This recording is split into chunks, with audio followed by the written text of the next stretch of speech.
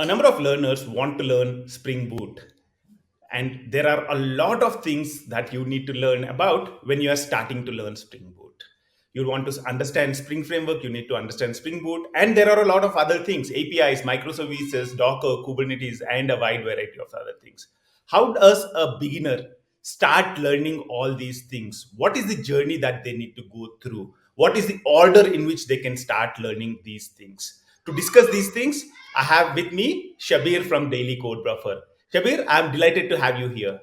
Thank you so much, and thank you so much for having me. First of all, because it's a big opportunity for me, and I have been looking forward to you since a long time. Because since college time, I have been going through your videos, learning from you, and here what I am today.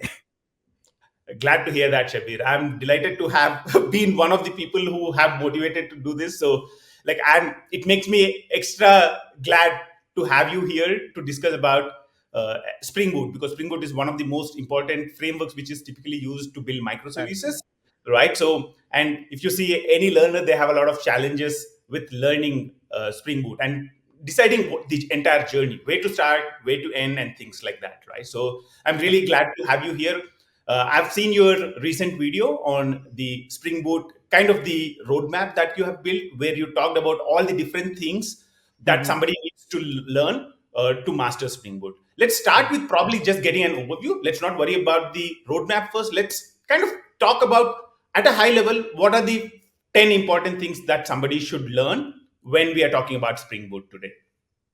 Correct. So I would, as a Spring Boot developer, Java developer, what I would start first is I would start with learning Spring first, because that's base for the Spring framework.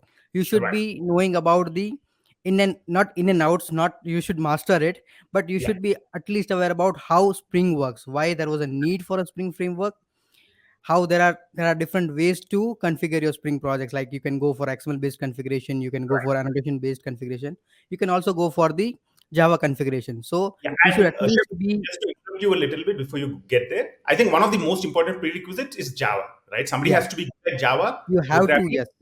object-oriented programming, and a little bit of functional programming. I think those would Correct, be yes. the fundamentals before we get into Spring and Spring Boot, right? Correct, yeah. Before going to any of the framework, you should be knowing Java. Then only you can move towards the any of the framework. And in the Exactly. framework as well, first learn the basics of it. How the bean life cycle is for the Spring, and Yeah. how it creates the bean dependency injections and all those things. You should not Right. master it. I am not. So I always tell in my videos, you should not master it, because no one is a master in anything. Just Exactly. get the basic understanding how these things are working, and then you can move ahead one step ahead, one by Okay. one.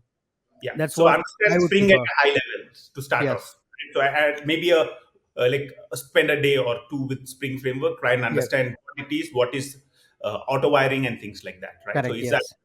cool? So once you get the basic, because I people ask a lot, like create a video on all the annotations. It's not possible, right, to create a Right. video on all annotations. There are basic Absolutely. sets of annotations, basic sets of configuration that you should know. Then start moving ahead, and once you build the projects, that's when you will learn a lot, because building Exactly. projects is the best thing to learn.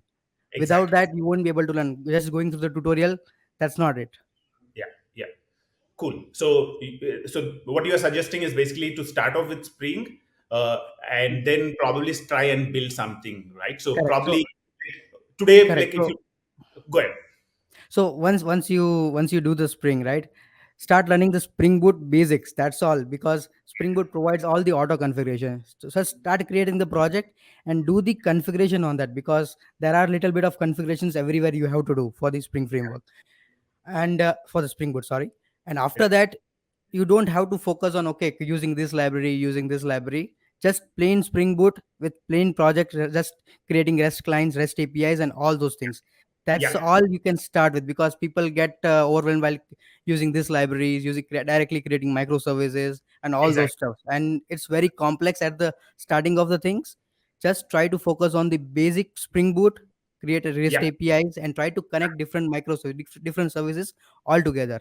Then you can Right. focus on using the different libraries that are available, like Spring Cloud is there. Yeah. Then all the different related to Hibernate, JPA, and all those things, then you can add later on. That's Exactly. how. Yeah. Okay. So, if let's say I'm kind of providing a contrarian opinion in here, Mm-hmm. right? So, let's say I know Java today, right? Mm-hmm. Let's say I'm good at I'm comfortable with Java programming, and like probably like I feel the best place to start once I know Java is to start building a REST API with Spring Boot directly, without even worrying about Spring or anything else. I think like if you start learning with building a Spring Boot, a REST API Mm-hmm. with Spring Boot, the advantages are one, like everybody is now using REST APIs, right? Very, Yes, very yes. few applications start off with a JSP servlet or any kind of the Vue technologies. Mm-hmm. Java Vue technologies by themselves are now Yeah, kind of outdated, right? correct. There Yes, might be yes. maintenance projects where we maintain, but it would not be a like. Let's say I'm doing a fresh project today. I would definitely not go with a Vue which is based on Java. Mm-hmm. Right? Be Yeah, yeah. definitely something which is more modern, probably a React front end, like so those kind of things. So the most important skill there is REST APIs. So Correct. Yes. I was actually thinking probably start with REST API and also start with Spring Boot directly, because a Mm-hmm. lot of times actually like people get stuck in Spring Framework because they don't know how deep they have to go with Spring Framework, right? Deciding, Mm-hmm. because Spring Framework is an ocean, you Yes, yes. don't Correct. know where to start, where to end. So some of the times I have a feeling that starting with Spring Boot makes it easy, and like especially taking the fact into consideration that you want to build applications, right? You want Mm-hmm. to get a Correct. feel Yes. for something, and Spring Boot for me helps us get that feel very, very quickly. Correct. Is that Yes. which is a good starting point? Spring Boot REST API, and probably after that, once you build a complete REST API, maybe like build a CRUD kind of a REST Mm-hmm. API, and then probably we can get into some of the nitty gritty. Is that something which people can try? Yeah, yeah, absolutely. Because you had a great point. Like people won't know how much deep they have to go in the Spring framework, right? So I actually had added in the Spring in that video as well, Spring Boot roadmap. Like just go through the basics of Spring framework and how web part works. Because Exactly. when you're creating the web app, REST APIs as well, you just need to understand, okay, which particular annotations that I have to use, and what is the behind the scene technology as well, right? Creating the Absolutely. application, that's all fine. Beginners will Right. directly do it, but Right. the perspective is to understand the technology as well. So Exactly. that's what with that understanding, actually I have added, okay, just understand the basics of Spring. That will Yeah. get you more far ahead as well. Yeah. Yeah. But Yeah. directly starting, that's also a good idea, because we all the people won't be same, and some of the people will get better understanding while they are starting with the Spring Boot directly, and then focusing on, okay, how this was happened, let's learn more about that. That will also help the students as well. Yeah. Actually, I mean, just to put my experiences through, right? Mhm. So, Yeah, yeah. one of the most popular courses of ours today is the microservice course. And Correct. in Yes. that microservice course, I was actually, when I designed the course was designed for somebody who has good experience with Spring Boot. I wasn't expecting people with no knowledge of Spring Boot to be able to come into that course directly. Correct. But eventually, what happened, what I say happening is like on Udemy, if you search for Spring Boot, that became the first search result. Mhm. And Correct. what is happening now is a lot of beginners come into that course directly. I mean, they directly jump Mhm. into that course where I did not have an introduction for Spring Boot as well. So we directly went into REST API. So it Rest was API. REST API, microservices, Docker, Kubernetes, and I found some of the people who were able to go get through. Right, Get it through. was Yeah. not like yeah, that made me rethink actually a little bit. Mhm. Earlier, I was also thinking, okay, you should know Spring, you should know Spring Boot, and then get into kind of building a REST API. But somehow that changed my perspective, because now I have thousands of people who are enrolling there who don't have any experience with, let's say, Spring or Spring Boot, and directly jumping into the course and are able to make sense out of it, right? Mhm. So that was, and actually, what we did later was we added first an introduction section to Spring Boot at the start, Mhm. just so that okay, if you are good at Everybody. Yeah. this, but if you're not, just a 1 hour introduction should be more than sufficient, right? So yeah, Correct. I Yeah. think your point is perfectly valid, right? So before building the REST API, probably build, like, play around with Spring on Spring Boot for a couple of hours, or a couple of days, and then directly Yes. jump into building something. Don't Yes. spend a Yes. lot of time into theory, because you don't know where to stop. Once you get Correct. into Yes. theory, you have no idea where to stop. So Correct. so let's say somebody started, I know Java, I started building a simple CRUD REST API, right? And probably I Mhm. used a little bit of JPA, the basics of JPA, right? So Correct. with Spring Data, for example, JPA becomes really, really easy. So I don't really need to understand the nitty gritty details of configuring an entity and things like configuring a lot of details, right? Correct. Yes. So that's the starting point. Like build a complete REST API, understand a little bit of Spring Boot, and probably also understand a little bit of the REST API things, right? So what is CRUD? What are the best practices in building a REST API and things like that, right? So where does he go from here? So what should they do after that? So I would probably suggest to create multiple services out of it, because once you create one application, that's all Yeah, you created the REST APIs, and other services can call those REST APIs. So we should be able to understand, okay, how to call the already existing REST APIs into the other microservices, because at the end goal is to create the microservices. So if we perfect. can create multiple services out of it and can try to connect with the plain Spring Boot, no frameworks, Yeah, nothing, no other libraries, just try to exactly. connect, right, like with the REST template or web client, whatever is feasible. Yeah, try yeah. to try to mix all the services and try to build an application out of it. Perfect, perfect. So after like playing with Spring Boot, building a small REST API, we can create another REST API and make them talk to each Make other. them kind, yeah. Okay, awesome. I think that's a wonderful idea, right? So that would give them exposure to, okay, it's not about building one REST API, it's also about talking with other applications, right? When Correct, we yeah. talk about most of the applications in enterprises, they don't live on their own. They actually Correct, talk yes. to a number of other applications. And the way typically it is done, like REST template and web client might be a primitive way of doing it. But to get started, I think that's a great point, Yeah. right? Mhm. Great starting point. Awesome, awesome. So that's cool. And where do they go after that? Once, yeah, after that that microservice world comes into picture, right? Because that's now you are the point where you have created multiple microservices, and you are using the legacy way with REST template to connect all those together. So you have a basic understanding about, okay, there are multiple microservices available, and you will get a click point. Okay, now I have multiple microservices, how to deploy this, how to handle all those things. At that time microservices comes into picture. So at that particular time I would suggest, like, just try to understand the basics of microservice, like what is actually microservice. Exactly. Because Exactly. directly using, we can directly go ahead and use the all the Spring Cloud libraries and everything, but Yeah. without understanding the difference between the standalone application and the microservices, how we create microservices and how it came into picture.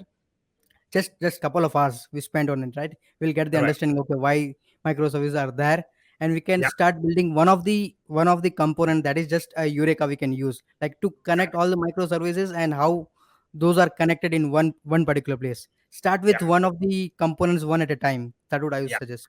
Yeah. I think right. I mean, a lot of people think microservices is a very very complex thing. Actually, a REST API which has proper boundaries defined is a microservice, Is a right? It's as microservice, simple as that. yes, It's not absolutely like correct. it's magic. I mean, earlier when we built REST API, uh, probably they would have a lot of like business functionality which is built into the REST API. It's all about identifying what is the business boundary for a REST API and Correct. probably putting right boundaries, and that's what is a microservice. I mean, there are a lot of complexities that are associated, but at the core, that is a microservice. Correct, yeah. So earlier we were talking about creating such couple of REST APIs, so creating simple microservices, getting them to talk to each other, and slowly probably add in, as you're saying, a little bit of complexity into these, right? So maybe like add a naming server so that they can discover each Mhm, other, yeah, correct. right? Something of that kind, right? Adding probably like once you add a naming server, then you don't need to use REST template. Probably you can use Correct. something like Paint Client or something Paint like client, that, yes. get these to talk to each other. So Mhm. yeah, I think so. The journey that we have been talking about until now is start with understanding. I mean, obviously you have to be good at programming. You would build REST API with Spring Boot and try and understand a little bit about REST API, Spring Boot, and also a little bit about Spring Framework. Once you're Correct. comfortable with that, once you're comfortable with building a Spring like a REST API, probably then get into some kind of a microservices kind of a thing, right? So Mhm, where you correct. start adding a little bit of features around like service discovery and things like Correct, that, yeah. right? For people who are watching this, if you don't understand service discovery, if you don't understand microservices, that's okay. You need to worry about it once you are past the REST API stage. One of the Correct, biggest yeah. challenges is trying to understand everything in the line, and you'd be spending a lot of time on things which you don't want to focus on at a specific point in time, right? So for me, I'm a great believer that at a point you should be focusing on something. You should know where you are heading, and obviously you should know a high level roadmap. But at a point, you focus on what you're working on, right? So if you are working on the REST API, if you're a beginner, don't focus on anything other than the REST API. So start building Correct. a REST API, Spring Boot, and then worry about microservices. Don't worry about it right now, because REST API is a very, very important skill. So focus on it. If you're good at it, that's a skill you'd be using throughout your lifetime. And then get into microservices. Is that how you think as well, Shabir? Yes, yes, absolutely. Because whatever you said, I absolutely agree. Because I have faced the same thing. Because when I was learning all the things, these are all the buzzwords. Okay, these were all the buzzwords, and I thought, okay, let's learn everything. And Exactly. it was not a good idea, because to learn Exactly. everything at a time, you won't get anywhere. So try Right. to focus one thing at a time and then move on. So I actually talked this for this particular thing in my videos as well. Like, try to learn one thing at a point, because that's for the roadmaps are, right? You have to learn one step at a time, because if you focus on everything at the same time, I have faced those things, actually, Absolutely. in my career. Absolutely. So I would suggest the same to everyone. Yeah, it is the same with my career as well. I learned, I mean, the advantage that we had, right? Older guys like me have, is that we learned it in a step by step approach. Because when I Hmm. started my journey, there was no Spring. So I was actually Hmm. using JSP servlet. So it's easy, because now all that I had to learn was JSP servlets. A little later, Spring came in, I learned Spring, and after that, Spring Boot. So it was a Correct. pretty It was, smooth yeah. kind of journey. But today it's not that. Today there Yes. are so many things out there. So deciding what to learn, what to focus on is the major challenge, is the Is a most major important. challenge, yes. And there are Yeah, a lot of things actually, and people get confused in that. All these, absolutely. I see all the students who are in the college right now, they get all the confused. Okay, there are a lot of things, which one to go for. There is a Java, there is Exactly. a Node.js. Go, okay, where to go? So people Exactly. get confused in that, and once they pick any of the language to move ahead, then also they get confused. So that is Yeah, something that this particular roadmaps that people are creating, like you, Naveen, all those things. Actually, I follow you all those things, and I learn from you guys. So I'll always, in a good believer, okay, learn from whom you are learning, and share to the other audience as well. absolutely. Absolutely. I think there's a lot of value in looking at people who are doing similar things as you, and also seeing what they are doing good and learning. Like for me, like when I started off, Kaushik was a big inspiration for me. And it was like, for me, like I did not know if we will be successful on YouTube. So Kaushik was great. There was an Hmm. example there, and it was like an inspiration for me. So absolutely, having somebody who inspires you is a very, very important thing, right? Let's get back to the roadmap, Yeah. right? So we are now talking about REST APIs. Start with REST API, build something, learn Spring Boot basics, right? Then try and build a microservice. Probably Hmm. you'd play with service discovery. You'd play with all the important concepts around microservices, right? So there are a lot of things like API gateways and things like that. So you'd kind of get a start with those Hmm. things, Yeah. right? So Yes. that's the next thing probably, right? So once you know how to use REST API, you go to microservices. Or like a contrarian view would be, today I would say REST API and probably directly jump into Docker. Or is that something like try and learn containers, or you want to focus on microservices first? So what would be your opinion there? So my opinion would be, both the paths are actually better for different kind of students, because everyone would Exactly. have a different kind of learning structure. So Right. I what I learned, that's what I can share with you. So what I learned was, while creating the microservices, then I put on couple of more extra points, like I added the API gateway on that, then I Right. added the Eureka server, service discovery. So at Hmm. that particular time, I had 4 to 5 services. So at Okay. that particular point, I thought, okay, now Let's go I in that have way. 4 to 5 services, and to deploy them, and there are a lot of complications now involved. So at that Perfect. particular time, I had a thought of, okay, let's learn Docker, let's learn Kubernetes, which Yeah. can help us to achieve all these things very easily. Exactly. I think that makes perfect sense, right? I think to understand the value of Docker, it's not sufficient if you have a single REST API. Probably you need to have multiple microservices talking to each other, and then you can bring all the magic out of Docker. Hmm. Yeah, absolutely. I think that's perfect. And also, then you would also realize what are the challenges with running containers individually, uh, Hmm. and then you can bring in Kubernetes as well into Kubernetes, your, yeah. right? So I think, yeah, I think that's a cool journey. I mean, that would be a small, like kind of a, like this journey, the entire journey, I don't think will take more than a month maximum, right? Yes, Month and a correct. half. But the important thing is it gives you an overview of a lot of things that are happening in the industry now, right? So it would give you an overview of building a REST API, a microservice. You'll also probably not be a master at Spring Framework or Spring Boot. You'll not be a master at Docker or Kubernetes, but you know the entire ambit of how things work. And then you can dig deeper into each one of those.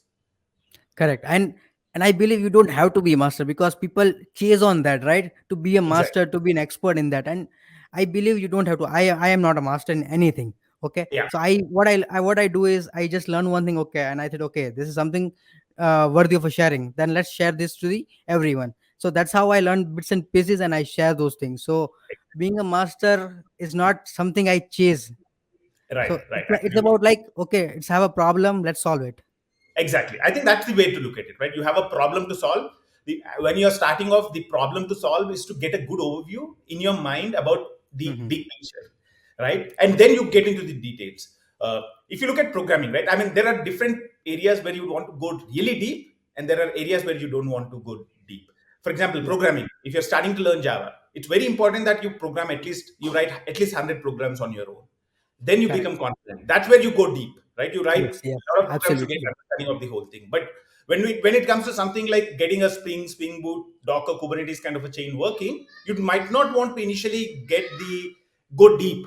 It's Correct. important to focus on the breadth, try and get the entire picture, and then probably depending on your problems that you're solving, you can go deep into specific Yes, things. absolutely. Yes.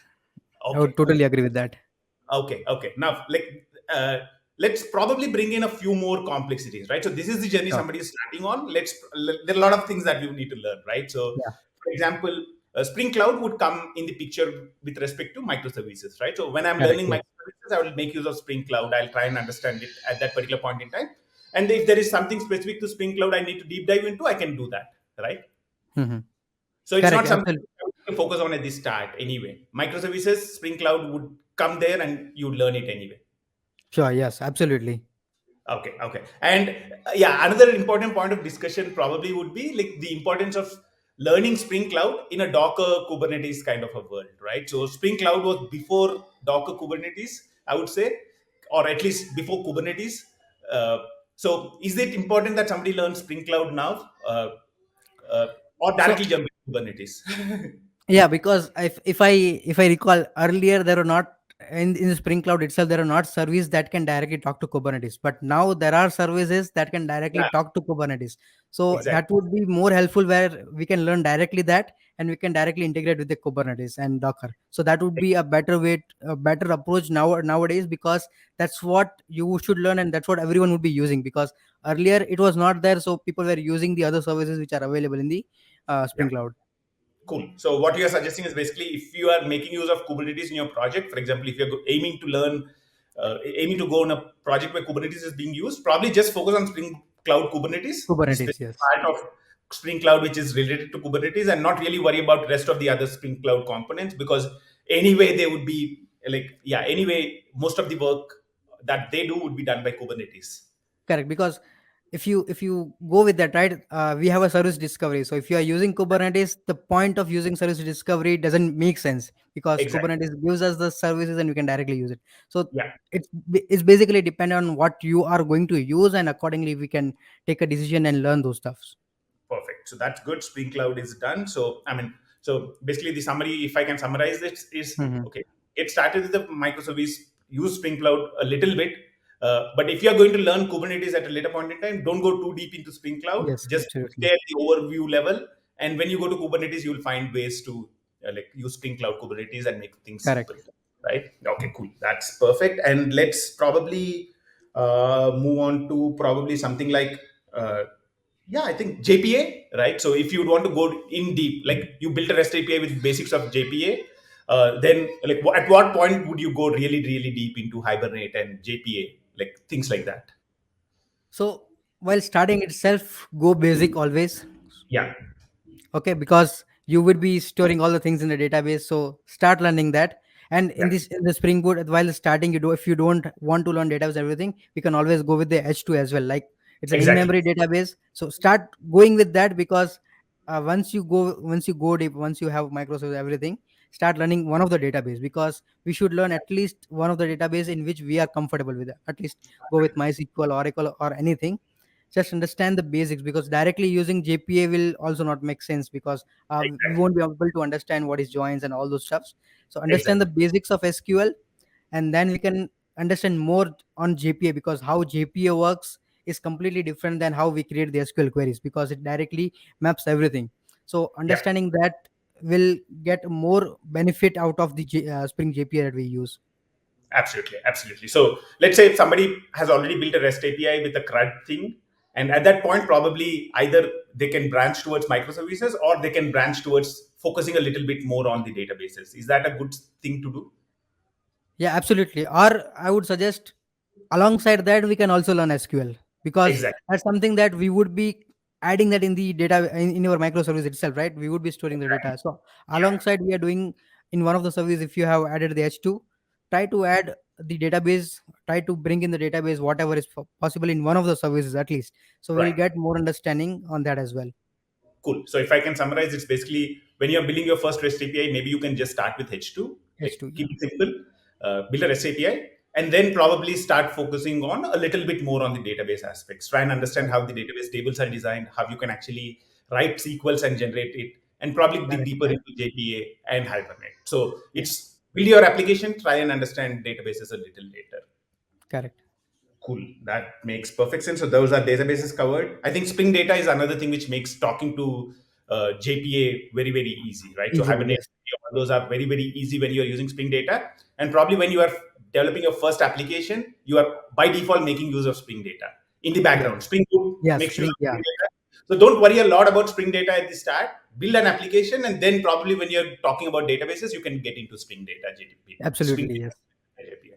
Cool. And that's where probably they can also start, like once they have a good understanding of JPA, probably they can also think about adding a no SQL kind of a thing as Absolutely. So yeah, people directly go and learn the NoSQL database as well. But when it comes to use the SQL databases, then it makes very difficult for them, because they're already in the zone where they just save the data in the JSON format and everything, and it's easy directly, right? When you use well. NoSQL. But when it Yeah, comes back to SQL, it makes very difficult to understand the concept behind relational databases.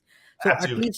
at least understand the basics of SQL. Though if you don't want to use SQL database, that's all fine. But a basic should be there. Like, okay, these are the differences, and where we should learn, where we should go for the NoSQL database, and where we should go for the SQL databases.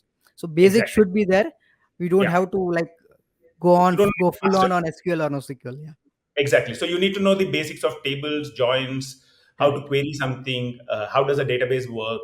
Like at a high level, you need to understand that, and then probably you correct, can move into a small NoSQL kind of a database. But that does not really need to be the focus. Having a high level understanding is more than sufficient, right? correct. Because if I take my example, I learned SQL first, and to move to NoSQL, that's something completely different, right? Because we are used to relational database, and that's NoSQL completely based on JSON format, completely Exactly. unstructured. So if Yeah. there is a switch and there is one bit of okay, there is a hiccup, then to vice versa is also a hiccup, right? Always. Absolutely, absolutely, absolutely. I think that makes perfect sense. Yeah, I think we covered most of the things. We brought Kubernetes into the picture, Docker into the picture. Yeah, another important thing is when do people start learning the cloud, right? So that's another monster out there, Yeah, right? it's So completely I different. think, like, yeah, for me, like, I was thinking more like cloud is not something you'd want to focus on at the start itself. You'd want to actually first be good at programming. You'd want to be good at REST API. Probably Correct. you like only after you understand the fundamentals around frameworks, like understand a little bit of database, all that stuff, only then cloud starts making sense. Is that how you think as well? Yes, absolutely. Because people directly jump into it and they're stuck. So Yeah, they won't understand, okay, what it is. Okay, what is this load balancer service? What is this S3? So exactly. before that, we need to understand, okay, basics of it. And I think cloud computing is something that topics that is being taught in the colleges itself nowadays. Right, So right. students and all people will have a basic understanding from the starting itself, because earlier this was not the case. Exactly. uh, so nowadays, at least people have a basic understanding. They just need to pick one of the cloud service provider available and then learn on that. Earlier, we Exactly. used to learn the cloud computing as well, and then we used to focus on, okay, pick something Absolutely. and learn that as well. So that's a Exactly. big advantages nowadays.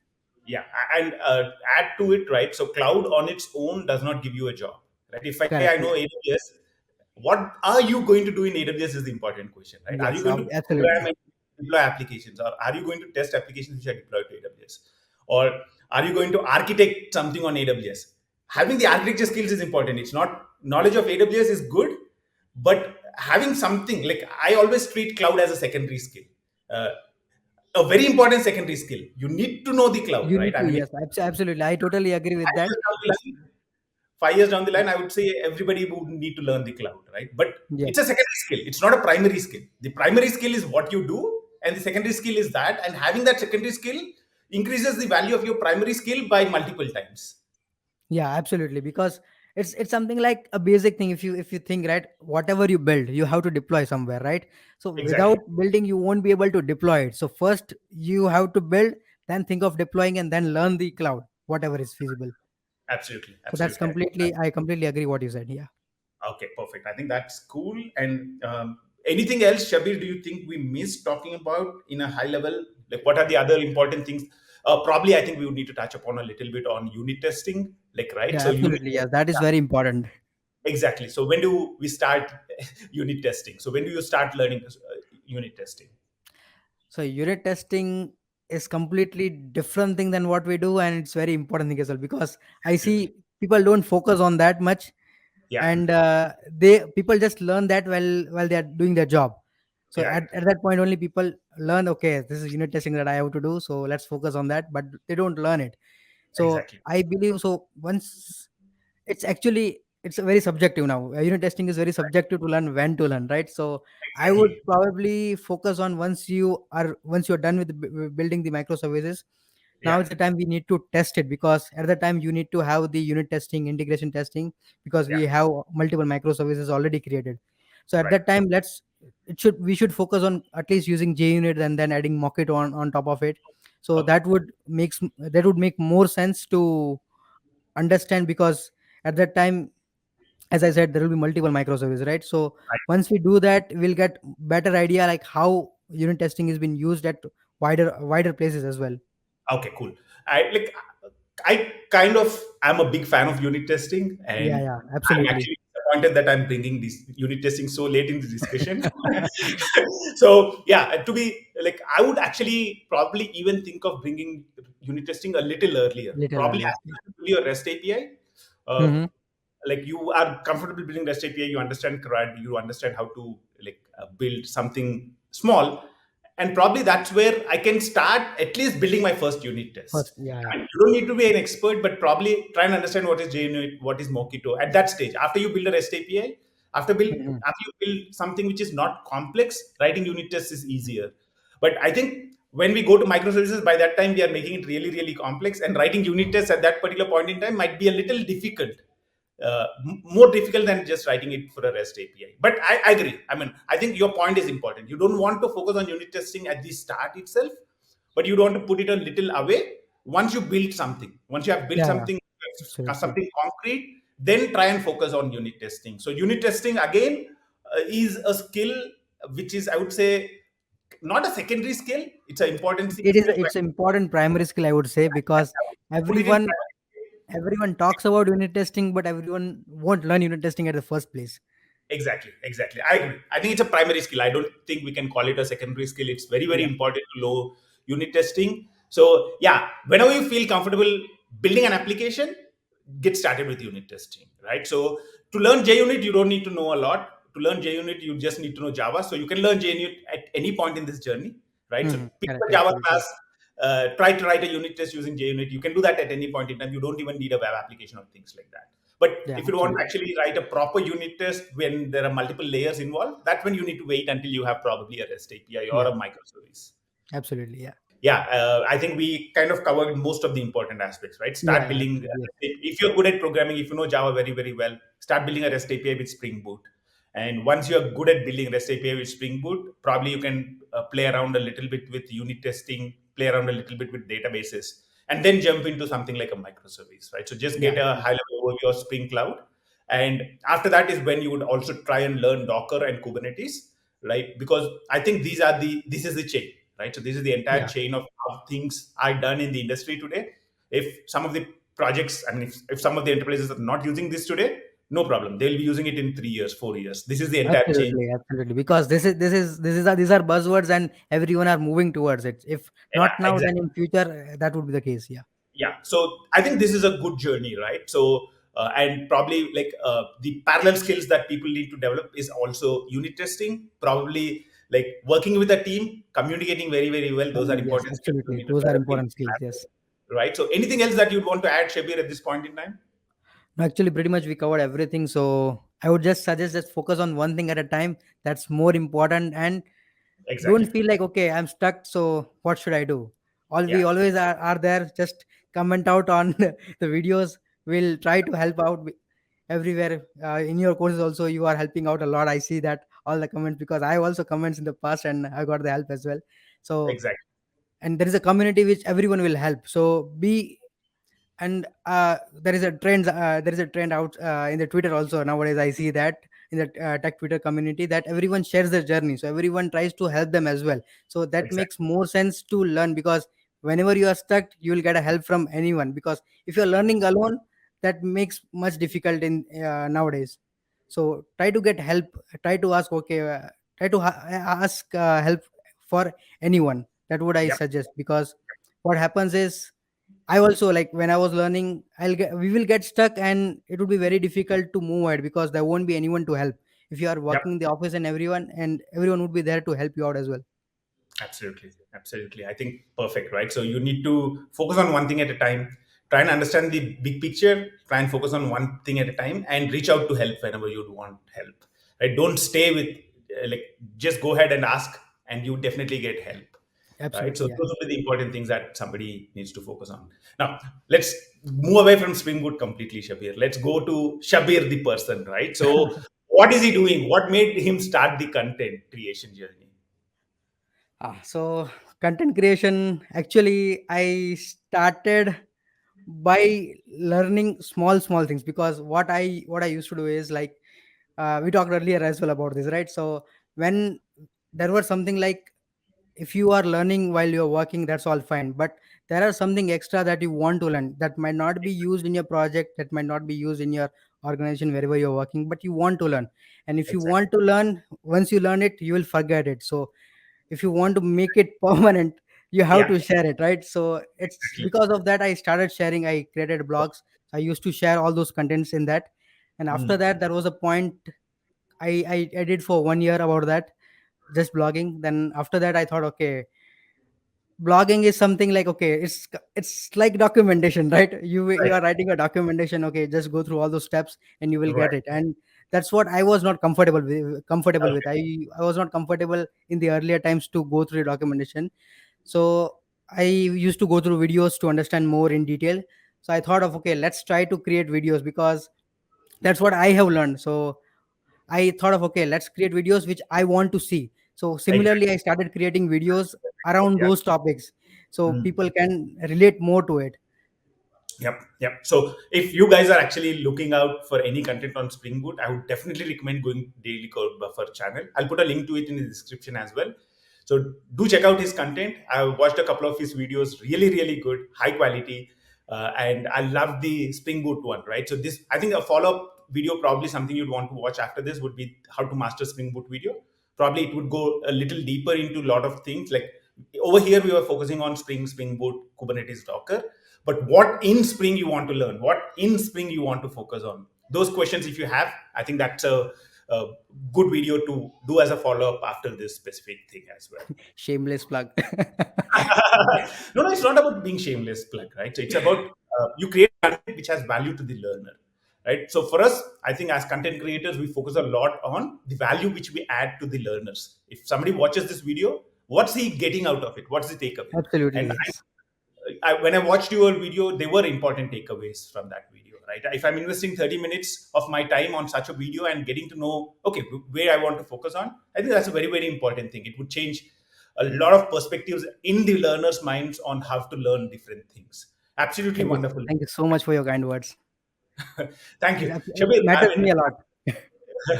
I'm really, really delighted to have you in here. Keep creating content, keep being consistent like you are nowadays, and I'm sure you do really, really well. Thanks a lot for taking the time to Thank you be so here. much. Thank you so much for having me. And for learners, if there are any things that you'd want to understand more about Spring Boot, or if there are specific things you want to know when to learn, you can also post them in the comments, and I and Shabir will look at the comments and we'll get back to you if we Sure. have any questions related to there as well. Thanks a lot, and until we see you in another video, here's bye from Ranga and Shabir. Thank you so much. Bye bye.